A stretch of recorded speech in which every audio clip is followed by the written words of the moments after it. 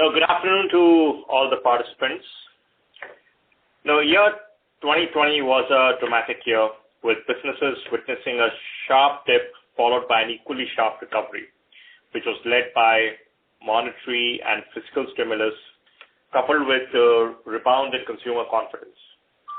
And this is also reflected in our results. But before I get into the results, I would like to highlight certain significant developments that we have already announced. Grasim is on its path of a strategic transformation. In the last few quarters, we announced strategic decisions like sale of fertilizer business, partnership with Lubrizol, and entry into the paints business. We are very excited as we potentially imbibe more growth, which makes us positive about the future direction of the company. Let me briefly update you about the progress on these initiatives. On fertilizer, we have received CCI approval and NOC from stock exchanges. We have filed our scheme with NCLT, and we are well within the timeline of consummating the transaction that we indicated earlier. On paints, for the benefits of audience, I'll reiterate what we said in the previous call, that our foray into paints is a strategic portfolio choice. Entry into this B2C business will provide scale and growth to the existing portfolio of the company and at the same time reduce cyclicality. Within paints, decorative paints will be our focus area. We've committed to an initial capex amount of 5,000 crore over a 3-year period. We are in the process of seeking shareholder approval, and key steps in executing our strategic plan in paints will commence thereafter. We will share updates with you periodically post completion of material milestones. As of now, I would direct you to refer to the transcript of our previous investor call for further details, as there's no further update from that call. On our capex of current businesses, all our capex are progressing well, and we are scheduled to meet the commissioning timeline of VSF project in 2 phases in Q2 and Q3 of FY22. For chemicals, all the 3 projects will commence by Q1 FY22. In terms of operational performance, Q3 FY21 has been a strong quarter, with all our key businesses reporting robust operational performance and financial performance, and we have simultaneously deleveraged our balance sheet. At consolidated level, the company reported best ever EBITDA and PAT numbers. Likewise, our standalone financial performance demonstrated a strong rebound. Our VSF plants operated at 100% capacity utilization throughout Q3, and the utilization of VF5 plants touched 89% in December 2020, and for the quarter it stood at 77%. The VSF demand in India recovered to pre-COVID levels, with the share of domestic sales in the overall sales mix expanding to 91% in Q3 from 82% in Q2. The share of value-added products in our overall sales mix improved to 22% in Q3 from 15% in Q2. The uptick in the VSF price has been driven by strong revival in domestic demand, primarily in the Tier 2 and 3 towns and rural areas, supported by festive and wedding seasons. The Chinese VSF realizations maintained an upward trend and averaged RMB 10,500 in Q3, up 23% sequentially, and in Jan the prices has further climbed to about 13,800 level. Favorable interfiber dynamics with widening gap between cotton and VSF led to reduction in inventory levels and higher operating rates. The VSF plant inventory in China moderated from 23 days in September to about 10 days in January. The viscose business reported best ever financial performance in the last too many quarters, with revenue of 2,145 crore and EBITDA of 482 crore in quarter 3. The viscose EBITDA witnessed a significant 89% increase YOY. For the VFY business within the viscose segment, the revenue was 436 crore and EBITDA was 97 crore in quarter 3. The chlor-alkali capacity utilization touched 89% in quarter 3, a 9% improvement in utilization rate sequentially. Revenue and EBITDA of chemicals business touched the pre-COVID levels with pickup in sales volume and further supported by lower input costs, especially in power. The continued weakness in ECU realization impacted the EBITDA. The caustic soda prices in CFR terms in Asia, however, recovered a tad from the lows of $239 per metric ton to about $270 per metric ton. The demand for chlorine VAP, value-added products, witnessed some weakness from the health and hygiene segment, along with some softness in the realization. But at the same time, in the chemical segment, the epoxy business witnessed a strong demand from forest products, from auto and consumer durables.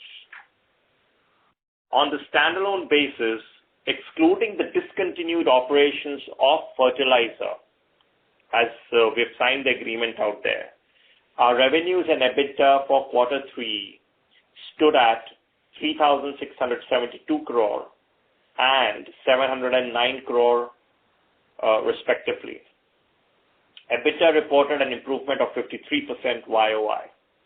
Our PAT for the quarter nearly doubled YOY basis to 359 crore in quarter 3. The revenue and EBITDA from the discontinued operations of fertilizer for Q3 stood at 597 crore and 57 crore.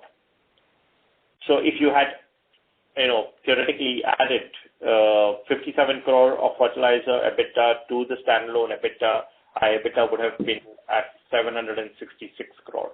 But the accounts is all adjusted for fertilizer being excluded line by line and only included before PAT as a specific item. Owing to lower capex and better cost management, we have been able to significantly delever our balance sheet during the 9-month period at both consolidated and standalone level. The consolidated net debt stands reduced to 12,767 crore, a 39% reduction from March levels. At a standalone basis, the net debt reduced from 2,975 crore in March to 2,093 crore in December. And this will get further strengthened with the proceeds coming from the fertilizer sale. Our focus on sustainability-related initiatives are getting recognized at the global level. We are committed to improve our non-financial reporting standards further going ahead. In December 2020, Grasim released its maiden integrated report.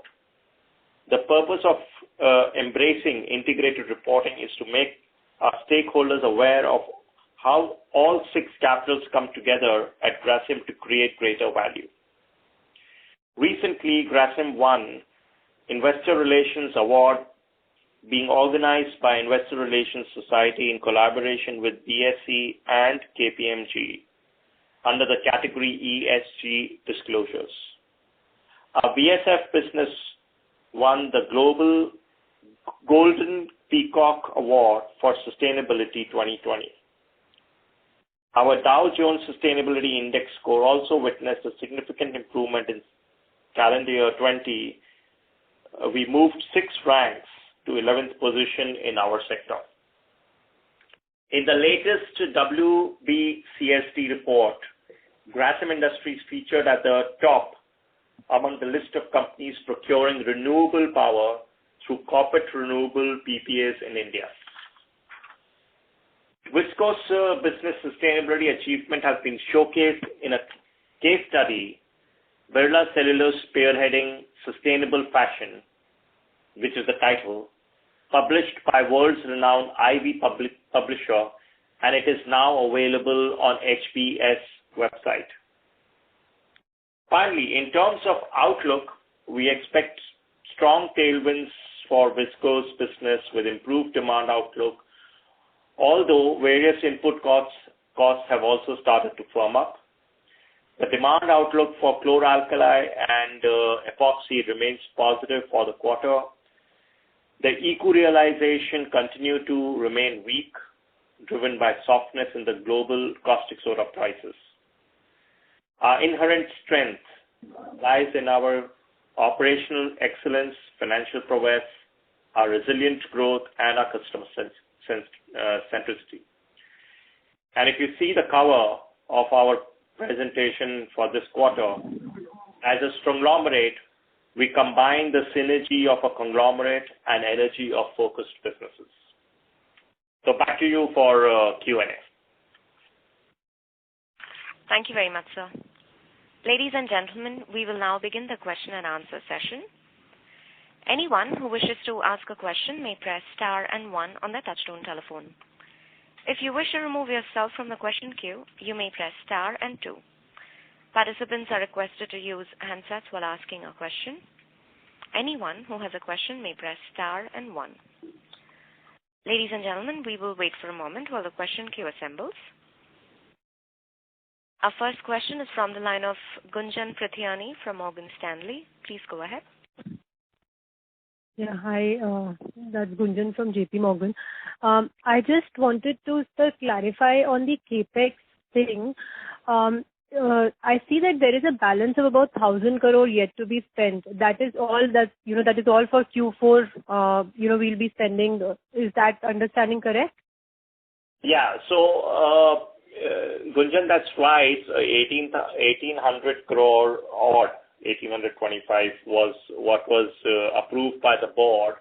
And for 9 months, first quarter, we didn't spend any. 9 months, we spent approximately 800 crores. So balance remaining approved is 1,025.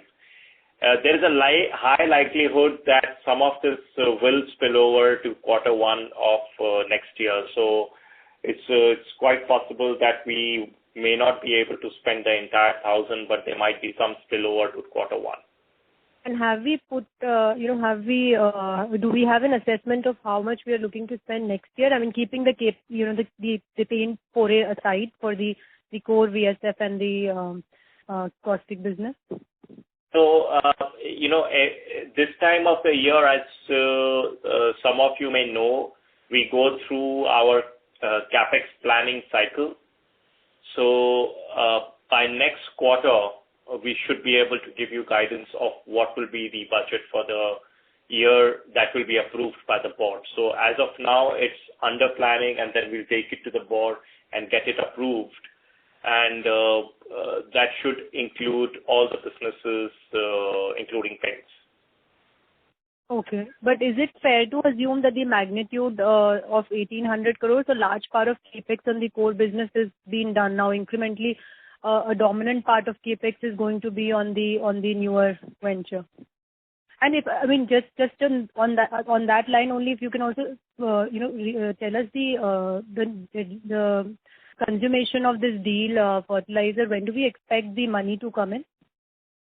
Sure. So on the first part, Gunjan, unfortunately at this stage we are in the planning stage. So for me to give any guidance on the CAPEX will be very difficult, as we are collecting all the figures, and then we will internally go through them and then take it to the board, and there may be changes there as well. So I won't be able to give you that guidance. The major CAPEX of Vilayat, of course, from VSF perspective will be done, so there is no major CAPEX in VSF after that. In chemicals, there are multiple projects, as you know, that goes on, unlike Vilayat, which is one large project that we were putting up. So in chemicals, it's always difficult to give such capex guidance. On the fertilizer sale, when we announced the transaction, we gave a guidance of about 9 months. So somewhere around June, July is what we expect it should get over. And we are expecting the timeline to be around that, looking at the development of what has happened with the regulatory approvals. So as of now, fingers crossed, we are hoping that June we should be able to culminate the transaction, and therefore we will get our funds as well. Okay. The second question I had was on the industry, VSF industry now. Clearly a very, very sharp pricing improvement after a long time. I just wanted to understand how much of it is it is also the supply, which had gone off the market. I mean, is there any risk that, some of the capacities which were taken out of the market start to come back, given, the demand environment is improving? Just general sense on how should we think about the whole demand supply over the next 12-18 months? Gunjan, if you look at the numbers, in fact, what you are saying has already happened. The operation rate in China, which used to be reached at the low of 65% in Q2, is now already at 80%. 80-81 is a healthy utilization rate. So even at that operation rate, the inventory is coming down consistently. So what it is telling you is the demand is far outstripping the supply. And the reason for that being twofold. One is the viscose demand per se has gone up, and second, the cotton yarn price has shot up significantly globally and everywhere else. So there is a shift from cotton to viscose, and China, as you know, consumes about 8.5 million tons of cotton and produces only 6 million tons of cotton, and then they import about 2.5 million tons of cotton yarn. So they are under huge pressure because of the growing price of yarn to use more and more viscose. So, and that is what is driving the entire pricing system. So the prices are moving exponentially. Like if you Ashish mentioned, it was 1.885 as we speak in China in January. In December end, it was 1.45 or that kind of a number. So I think we are now coming to almost pre-COVID level of prices, and the demand, because the inventory has come down to 10-11 days, which is a historic low, and which is something which is a healthy inventory. So I think this is more demand driven than supply constraint.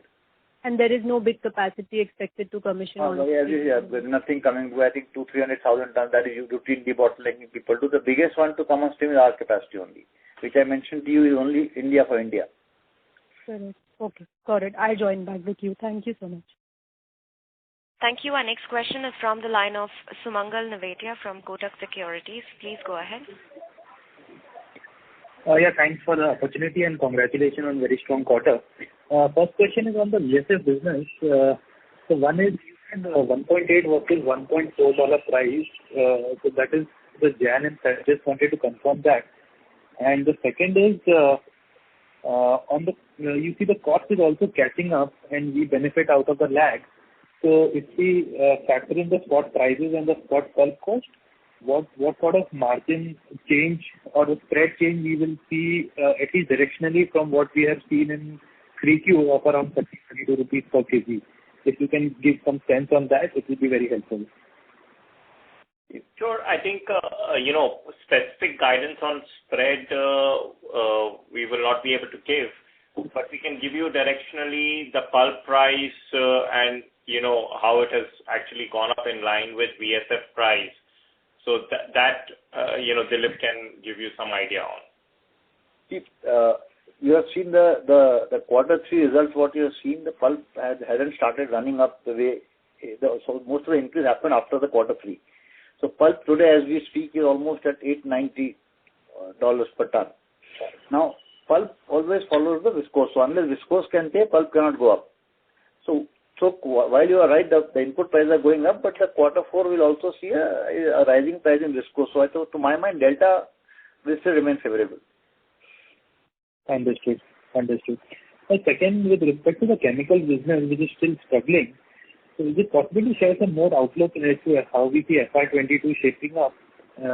Have we at this point close to the bottom as far as cycle is concerned, and either should move sideways or up north in the coming quarters, especially given there's so much of capacity addition happening and the pipeline is also quite filled up.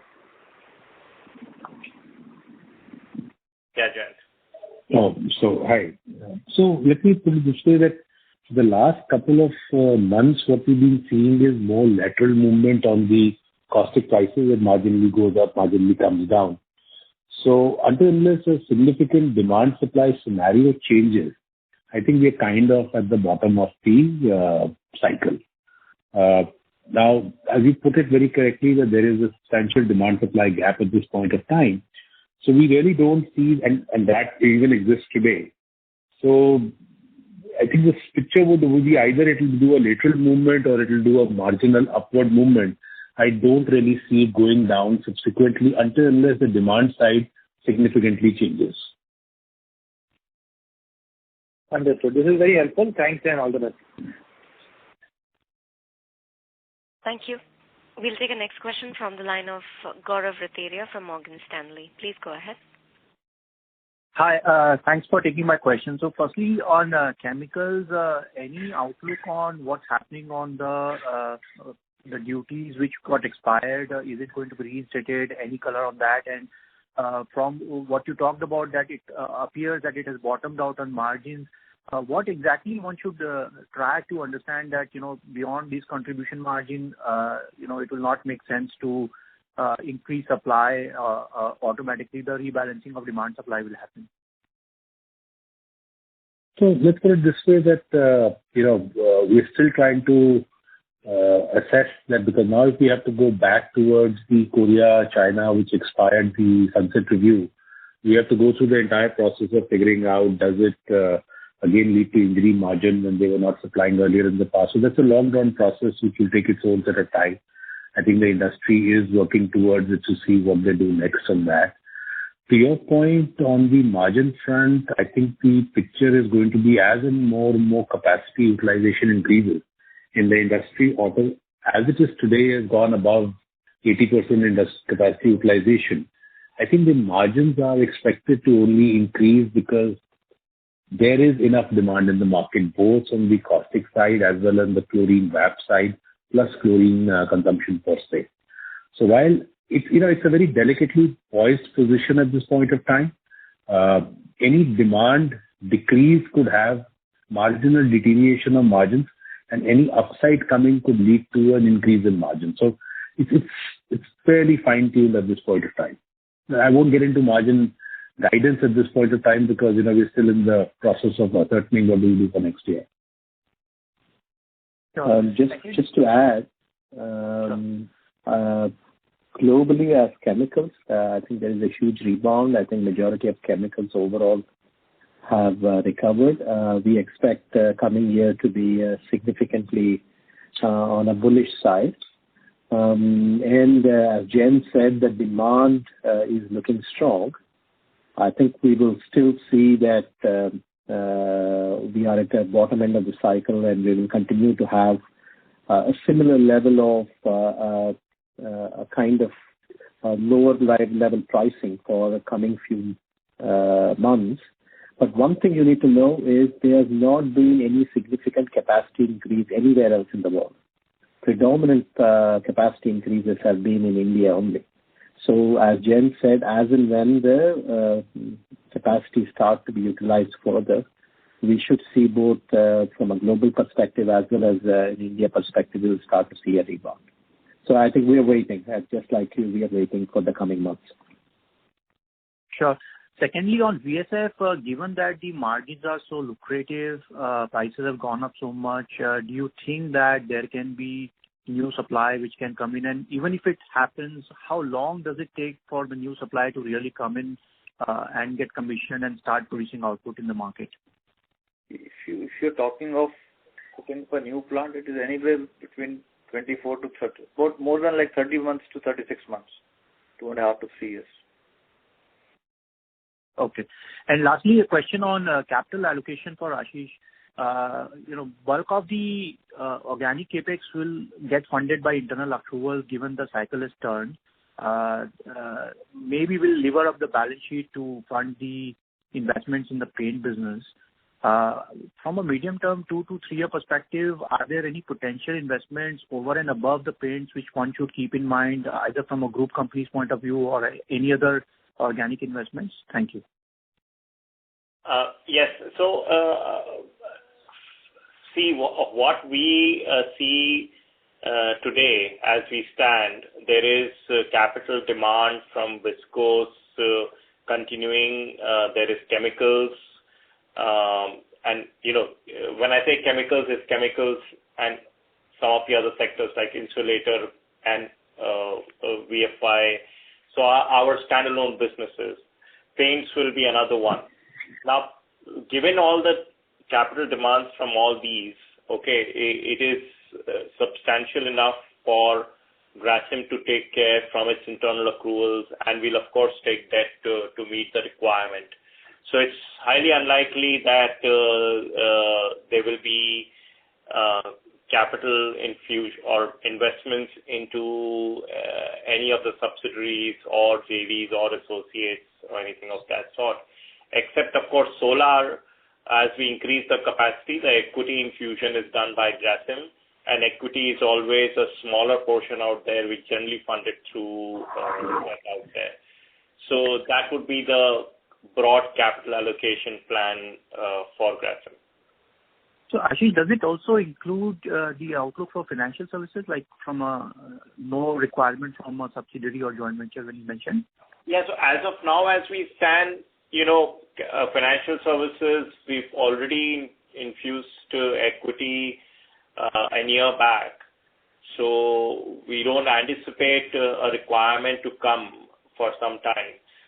But, financial services needs to be treated differently than other associate companies, etc., because it's a growing entity, it's delivering double-digit growth in its financials, and we would like to maintain consolidating stake out there.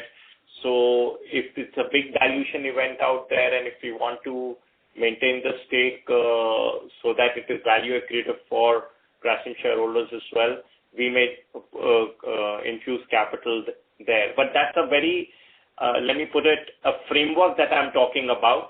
Okay, there is absolutely no plan, and there has been no proposal from financial services also that has come to us for any capital infusion. Sure, thank you. Thank you. We'll take a next question from the line of Amit Murarka from Motilal Oswal. Please go ahead. Yeah, hi, thanks. Good afternoon. So I just wanted to check on the expansions, like the caustic 300 KTPA and even the VSF about 200 to 220 KTPA. When is the expected commissioning now of these expansions? On the caustic side, like Ashish put it, we expect by the end of Q1 of next financial year, a large portion of the caustic capacity would be more or less up. Okay, and how will be the ramp up of the same? So it will be a slow ramp up. Looking at any manufacturing process, I think by the time it reaches the industry level capacity utilization, it will take the balance part of the year. So end of FY22, you're saying that it will be normal utilization level? Yes. And also the VSF? VSF, the first line will come in Q2 and the second will come in Q3. And normally it takes about 3 to 4 months for a full ramp up. So the VSF, the demand is there. It's all up to us to how fast we stabilize the plant. So based on the past experience, should be doable in 3 to 4 months time. So when in the VSF ramp up, will the export share go up, or you right think now, that you'll be able to? As we speak, the domestic demand is really very high. We are not able to service all the demand. That's why we have to cut exports. So keeping the healthy level of export which we have always been keeping, I think we should be able to sell quite a bit of it in the domestic market. As we speak, there is a lot of yarn still gets imported into India, which is slowly coming down. And that demand will come to the fiber.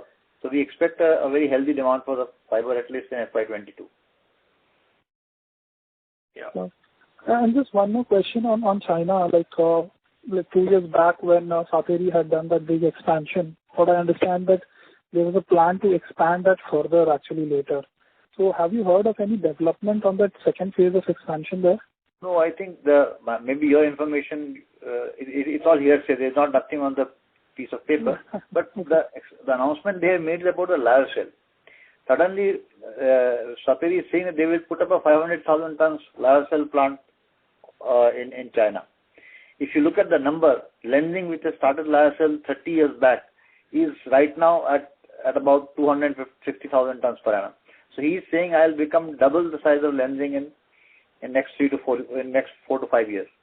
So to my mind, their focus right now is a lyocell plant in China, and they are trying to debottleneck like all of us the existing plants. So that everybody will do. When the market goes well, everyone starts to debottleneck their pipelines. So few tons you can always get from existing pipelines, existing production line. Okay, sure. Thank you very much. Thank you. We'll take a next question from the line of Nirav Jamoria from Anvil Research. Please go ahead. Good afternoon, sir. Sir, I have a two-part question. So one is on the chlorine VAPs, which you mentioned in the presentation that the EBITDAs have improved by almost 45% on a YOY basis. But if you can give some sense in terms of how it has performed on a Q-on-Q basis, given the weakness in the realizations, that would be helpful. And if you can give some sense in terms of even the epoxy side, so how it has performed on a Q-on-Q basis in terms of some percentages, that would be helpful. So this is the first question, sir. Jayant, would you like to give some direction of VAP? Yeah. So let me put it this way: the chlorine consumption in India at the moment is fairly robust. Sure. I think that's a big positive for us. The chlorine demand is now growing at a fairly rapid clip. It is actually growing faster than the caustic demand, which again gives it a positive tick mark going forward. Now, in the early part of the pandemic year, you had a huge surge of requirement of VAPs, particularly on the hygiene and sanitation part, which gave a very robust EBITDA growth to the VAP products in that segment, of which we are the leaders. Now, as the pandemic has slowly got into control, the demand for those VAPs have now come back to the earlier levels, which is business as usual, and obviously has led to certain softening of prices, although still maintaining a positive EBITDA. So our VAPs EBITDA is very healthy. I will not get into numbers on that particular front, and we expect that they will continue to remain healthy as we go forward, because there is an intrinsic behavior change of sanitation which is coming to the country and the world per se. Okay. So if I would tick mark, I would say chlorine demand great, doing very well, growing at a good clip. VAP on hygiene sanitation have upped their base level and are doing well. And the balance comes with seasonal VAPs, particularly as the rainfall comes, so the water sanitation demand goes up. As aquaculture comes, then those product goes up. So I think we are fairly well placed on our VAP side to continuously seeing a robust growth, both on the volume side and a healthy EBITDA. Okay. And sir, on epoxy, like last quarter, we have given some indications in terms of our performance, some quantitative numbers also. But even if you can't describe the quantitative numbers, if you can give some percentage growth in EBITDA or something like that, that would be helpful. So see, I think, epoxy business, first of all, in the last quarter was still on a ramp-up phase, okay, coming out of COVID, etc. But in quarter 3, you enjoyed the benefit of volume, and that came from auto sector as well as consumer sector. So there were actually 3 advantages really that epoxy business had. One is the volume pickup that happened in quarter 3. Second, the realization also went up in epoxy. And the third is that epoxy is in a way a pass-through business. Okay, so the raw material that they import, most of it, okay, it's mainly a pass-through to the customer, so it has to be looked at from conversion basis. So if you make volume, you make that contribution per ton. But, there is some advantage that we got in epoxy due to the lag again of raw material prices. So we still had the inventory of some older inventory of ECH and BPA, which is at lower cost, which helped us with that small timing gap benefit that we had out here. So epoxy has actually performed much better than Q2 as well as on YOY basis, and hopefully it will continue to do so in this quarter as well. Okay. So second is on a slightly strategic one. So in terms of if we see our sales of VSF, it's like around 142,000 tons as we have mentioned in the presentation. So if we make some breakups in terms of value added as well as the gray value added, we have sold almost close to 32,000 tons. So as per what we have been trying to calculate it based on some backward numbers, it seems like out of our broad category of value-added products like modal, excel, flame retardant, doped, it seems that less premium products as compared to gray is sold more in this quarter. So if you can give some sense in terms of how this mix moves in this quarter as well as on a yearly basis, if you can give some sense on that. You want me to respond? Yeah, sure, Dilip, please. I think in a way you are right. So there are four value-added products we have. Correct. Then we had modal. Yeah. We have excel. Yeah. We have got the recent one, Levi Eco. Okay. Now, in a way, it is a dope dyed which goes in uniforms and office wear. Thank you. Trousers. Correct. That all you all know because of the COVID and the work from home, that segment is totally dead because the schools are closed, the children are not going to the schools. So that segment is where the consumption has come down, and that's a large consumption segment. Correct. If you look at modal is a high delta, high value added product but low volume. Correct. Dope dyed is a high volume but low value added product. So you may make 25 cents, but the volume is 300 tons per day. Okay. So the multiplier is much bigger. Correct. Now that is now reviving. As we speak now the offices are opening, people have started going out. What is being told now with the schools opening around the corner, the country will need 4 crore uniforms. Okay. So there's going to be a huge surge in the demand for the dope dyed fiber for the uniforms. Okay. So we believe that is coming back. Okay. Modal has done very well. Modal has done exceedingly well. It has grown back and we are growing. Okay. Levi Eco is a great success story. I have told you again and again because the first time we have got a premium on a commodity viscose because of its eco-friendly. Okay. So that is compensating to a large extent the dope dyed loss. Otherwise, I would have had a much bigger loss.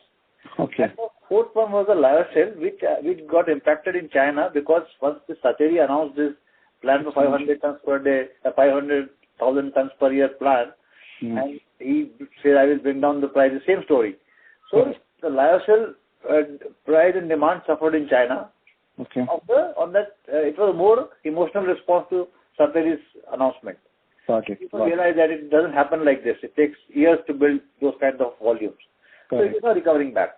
Correct. So we are now seeing in Q4 quite a good uptick in lyocell demand. Okay. So I think the number what you have computed is on an upward trend. So as Ashish said, 13% went to 22%. 20 will go much further up in Q4. Absolutely. So sir, a related question to this. So it is safe to assume that we sell more of modal, excel in the domestic market more than in the export market? Because modal and excel is largely export market. Okay. Because we are growing it now. We have grown very well in last 3 to 4 months. Yeah. I have tried to shift a lot of domestic users who are importing to our product. Correct. And cotton, shifting from cotton to lyocell because the price today is very favorable. Correct. So we have done that role. Dope dyed is largely India driven. That we are the biggest in the world. Okay. That's how it is. So. Okay. And sir, in terms of our competition also, if you see like our biggest competitor is having some 280,000 tons of modal capacity, 260,000 tons of lyocell capacity. So not so much. 300 tons per day. Saket, 300 lending us 300 tons per day capacity, right? Yes, sir. Ballpark. 200 to 350 is how much? Yes, sir. It's not so much. They can't make more modal. Okay. So we have got almost similar. We have added our modal capacity overseas, not here, but I think we can make good amount of modal now. So sir, when they try to penetrate in Indian market and when we try to fight against them, so what all parameters score? So like one is like if we try to rate them in terms of, let's say, First is the distribution network. One is the post-sale services which we provide to the customers. Third is the quality, and fourth is the price. So which all parameters we would like, or we actually compete with them in the domestic market when they come and sell their products into India? See, specialty is a very different ballgame. Okay. There are only 3 parameters there. Okay. The foremost is the qualifying parameter, which is nomination. Okay. Because most of the specialty goes into brands. Okay. So brand nominate that I want of this. They certify a fabric. Okay. Because they do trials, they make garments, because they don't want the customer to have a different experience. Okay. So every time you make it's not like commodity viscose you can buy from XYZ, but a specialty modal, even if my quality may be as good as my competition. Yeah. But that customer has to first use my modal, make the product, try with the customer, get the feedback, and then nominate me. Okay. So the whole effort, why it takes time, is the nomination cycle, which can be anywhere from 6 months to 2 years. Okay. So that is where the biggest differentiator. So because Lenzing, the competition had a head start, Yeah. they had more nominations because they are European customers. We are getting those nominations, and as we get the nomination, our volume keeps growing. Correct. That's the biggest change. Once the nomination is there, quality is a qualifying condition. It's all same. So they all need same quality. Okay. The price. So price becomes number 2. Even if I offer a lower price, if there is no nomination, nobody will buy it. Okay. So these are the parameters. Okay. Okay. And post-sale service is also a parameter because probably you would have more distribution network in India than the competitor, and that also helps. These are by nature niche products. They are less low volume, high price. So service is more important for a product like viscose. Okay. So specialty is, I mean, you can't default on the customer orders. You have to supply in time. But it is not the key element. Okay. Okay. Thanks a lot, sir. It is a very important element for the mass viscose. That's why we score over. And you are a local producer, you are supplying local customers, you give just in time, you give technical service, you help them troubleshoot their plants, you help them improve their productivity. It's a big differentiator for the mass, of course. Okay. Okay. Thanks a lot, sir. Thanks for all the explanations. Very helpful. All the very best, sir. Thank you. Thank you. Our next question is from the line of Sanjeev Kumar Singh from Systematic Shares. Please go ahead. Thanks for the opportunity, sir. So my question is related to the previous question. So somewhat what I'm saying is that in VSF, our realization growth is only 9% QOQ, when in international markets the prices are up by 20%. So is it because of higher share of sales in the domestic market, or can we expect higher prices increases going forward? I don't know. Would you like to? No, actually, see, this is little bit, competitive, sensitive information to talk about how much increase is expected in the domestic prices from now. I think it suffice to say that there has been increase in the global prices, and in line with that, India prices have also gone up. It may not have gone up as much as the international prices. We have to take care. One of our ingredients and inherent strength that I talked about earlier is our customer centricity. So we have to discuss and make sure that we react to price increases in a calibrated way along with the customer. So Dilip, if you want to add anything to I think you rightly said, because I think we have been saying this on the time and again on the call. We do not blindly follow the global prices. It's we believe that the health of the value chain is very important, domestic value chain. You can take a price increase as long as the domestic value chain, the weaver in the system, the spinner in the system can withstand that.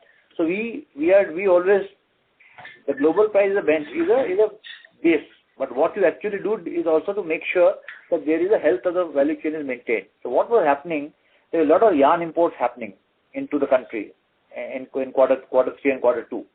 So to make sure that the imports don't happen and our spinners get the opportunity to service that market, we decided on the price increase in sync with that principle. So it will follow, but it follows in a calibrated manner. Yeah. Okay, sir. Got it. Thanks a lot. Thank you, Sanjeev. Because you see, you have two, the price and volume. You can get one and you destroy other, doesn't make sense. So you must have both the multipliers with you. Right. Thanks, sir. Thank you. Our next question is from the line of Prateek Kumar from Antique Stock Broking. Please go ahead. Hi, good evening. Thanks for the opportunity. My first question is on CapEx. So, I mean, couple of years back, we announced this large CapEx plan of 7,500 crore or 7,800 crore, which you used to mention in our presentation. So how much of that, in FY20 and 21, I believe around 4,700 CapEx would have been done. So another 3,000 left. And are there significant savings which we have done on that number which we gave like a couple of years back? No, so see, I think when we gave a number of 7,500, okay, it was multiple projects, and since then, the estimates have undergone change. Broadly, it remains the same, but it's the estimates can be few dollars here and there, okay. But broadly, my guidance to you on capex would be to actually focus on what we give in the next quarter, rather than trying to figure out through the balance figure that is left. Though my guess is that the number that may come out will be around the balance figure over next 2 years, right? So that's what it should come out. That's been the history, if you see, of Grasim, where the numbers of capex tends to be around 2,000, 2,500, somewhere around that range. But very, very, like I told, I think in the earlier question as well, it's best to wait until the plan is approved by the board. Okay. And secondly, on fixed costs, we had several cost savings on fixed costs in Q2. So have that all some of those which are not sustainable, have they all come back, or some of them can still come back in Q4? So I think our approach to fixed cost was different. We attacked fixed costs to actually have sustainable savings in the fixed costs, rather than just because of COVID, everyone enjoyed fixed costs, so we also did so. So the fixed cost saving has continued in Q3 as well. And if YOY basis, there is a double-digit reduction in the fixed cost savings as well. So there are conscious programs that we've run to reduce the fixed cost. And just one last question on VSF spreads. So our spreads the way we have exited this quarter. So can it likely cross our previous highs which we did in Q1 19 in Q4, given the sharp increase in domestic price, and I think even in Q4 and but all one can say is the demand is healthy and trends are good. That's all. Sure. Thanks and all. Thank you. Our next question is from the line of Bhavin Chera from Enam Holdings. Please go ahead. Good afternoon, gentlemen. Good set of numbers. Just on the capex, since there is a bit confusion. So VSF, sir, we are largely completing 0.8 million by first half, and chemicals also we are largely completing by Q1, except for that 73,000 phase 2, which will take time. And your slide says your pending capex is 1,000 crores. So over and above this, for completing this VSF and chemical announced expansion, there would be some number in FY22. That's the number only left, right? And is this a substantial number, or it is less than 2,000 crores? So again, I said that it's difficult to give that guidance. In terms of expansions in VSF, it will be over. So unlikely that the number will be large capex coming out of VSF. In chemicals, there are multiple projects. There are VAP projects that there are power saving projects which they may want to take, and it's a multi-locational business. Okay. So it's always difficult to say what the capex there would be. So I would still encourage that, and then we have to also look at paints, etc. Right? So we have to. No, I'm saying the non-paint business, only the current business, VSF and chemical, which is getting largely completed in first half. Paints, we understand there was a separate call and it would be more. My point is different. My point is that now we have commitment towards paints as well. So we have to look at the overall picture and overall number as well. So we can't keep looking at things individually, because then we have to see how much the balance sheet of Grasim can support without us breaching the certain levels of net debt to EBITDA, etc. So therefore, I'm suggesting that let's look at the number in the next quarter for the capex. And sir, earlier you said that this VSF incremental capacity which is coming in just takes 3 to 4 months to overall stabilize. So this incremental over 219,000 should have a full blow in second half of FY22, because where the demand situation is, the market is already there. It's how much you churn out from your production line. So if all goes well, that the incremental 219 can be available at optimum in second half. Is that assumption correct? No, it will come in phases. The first line is coming in Q2, so that can possibly be available if all goes well for 2 quarters. But the second is coming in Q3. So if all goes well, you will get for one quarter full blast. Rest all will be partial. Okay. Thank you, sir. Thank you. Our next question is from the line of Madhav Martha from Fidelity Investments. Please go ahead. Hi, sir. Good evening, and thank you so much for your time. I just wanted a quick update from you on the CPVC project that we had announced. Any updates on the timeline there? And I understand that the capex there will be quite limited to negligible from Grasim side. But in terms of the management fees or however the contract would be, how much of an EBITDA contribution can one expect from that project?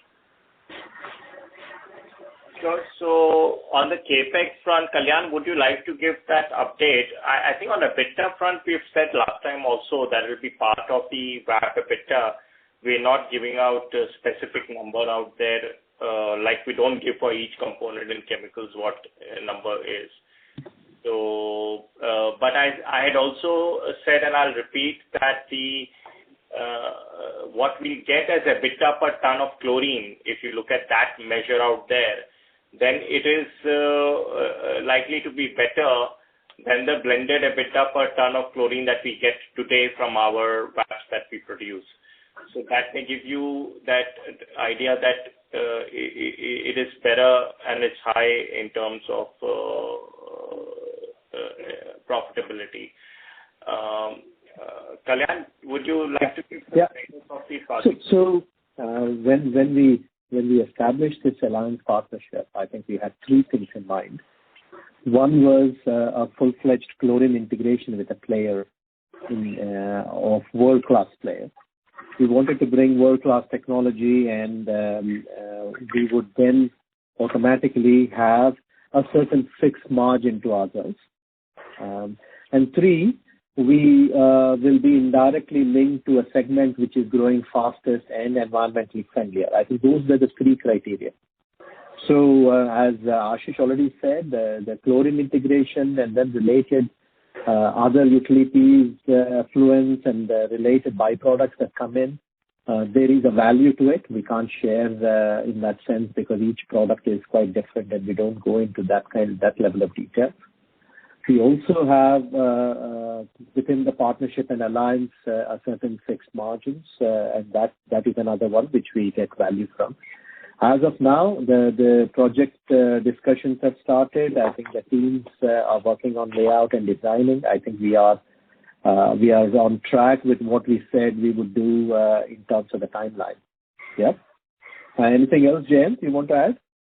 No, I think you're right. Summed it up, Kalyan, that in terms of the project timelines, there is a lot of back and forth which is happening in terms of how to expedite, and the engineering is happening in the back end and discussions are happening like on the layout to see how soon can we get the plant running up and running. But yes, if you ask me, it will take another about 24 to 30 odd months before we will see physical production start commencing. I think one thing which I want to leave with is these are the types of alliances and partnerships you would see more of from Grasim, where world-class technologies come in. We will leverage on the capabilities of manufacturing in India and Atmanirbhar Bharat. And we also want to invest in capacities which is not for India alone, but for globally. And hence, even these capacities that we are investing is, the globally the largest in two phases. So that intent will continue more of, and this is, I believe, and hopefully, if all goes well, the starting point of many. Thanks. Understood. Okay. Thank you so much for your time.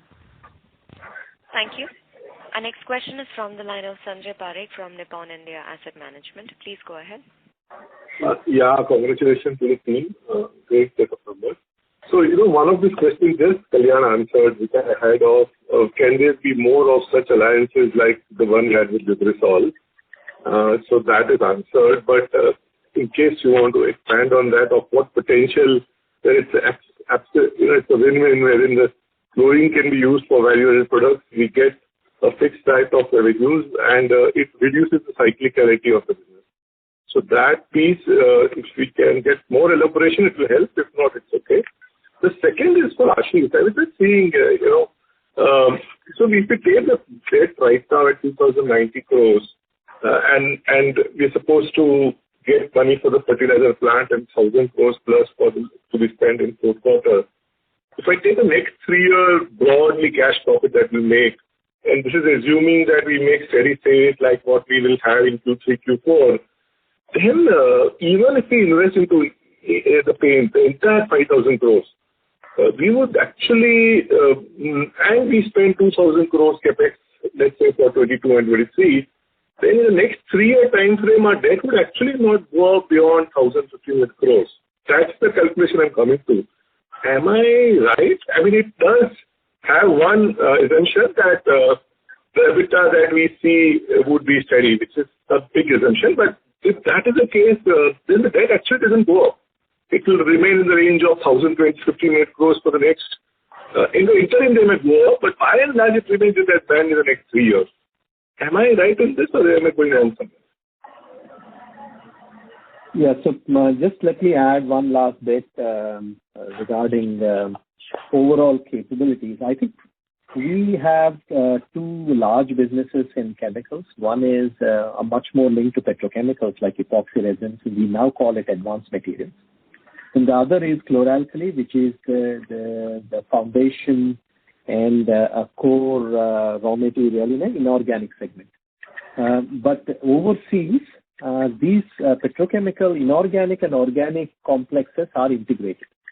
We haven't yet leveraged, so we are thinking how the next stage of things, how these things become more of integrated complexes. So that in that area, we see a lot of potential for partnership and alliances. We also not only think of alliances and partnerships on that end, but also integrating chlor-alkali and advanced materials and then downstream. So we see a lot of opportunities, so hopefully some things will materialize in future. Over to you, Ashish. Yeah. Sure. No, so I think, the calculation,